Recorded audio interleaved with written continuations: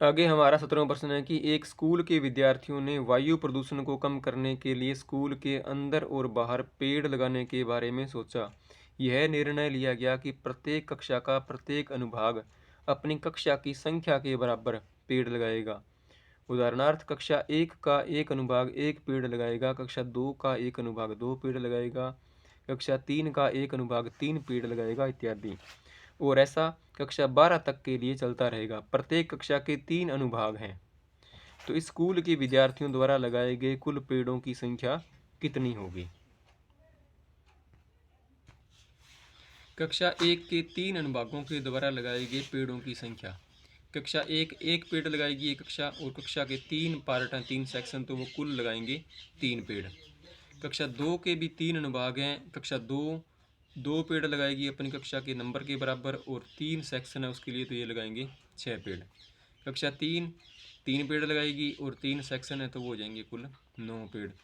इसी प्रकार से जो कक्षा 12 के जो 3 अनुभाग हैं उनके द्वारा लगने वाले पेड़ हो जाएंगे 12 गुणा 3 36।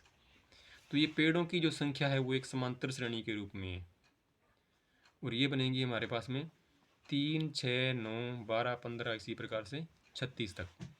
तो इस AP के अंदर पहला पद जो है वो 3, डी का मान 6 माइनस 3, एन का मान 12 क्योंकि 12 कक्षाएं हैं, और AN का मान है 36। हमें ज्ञात करना है कि ये कुल जो 12 कक्षाएं हैं इनके द्वारा कुल कितने पेड़ लगने वाले हैं, तो हमें इनका योग करना है। कुल पेड़ों की संख्या जो होगी वो SN के बराबर बन जाएगी N/2 2A plus N minus 1D। इस सूत्र का प्रयोग कर सकते हो, या इसके लिए लग सकता है कि N/2 A प्लस AN, क्योंकि हमें इसमें अंतिम पद भी ज्ञात है। तो 12 के लिए हो जाएगा 12/2, ए का मान है 3 और AN यानी कि 12वें पद का मान इसमें हो गया 36। 2 का 12 में भाग कर दें 6 पर जाएगा, 36 और 3 हो गया 39।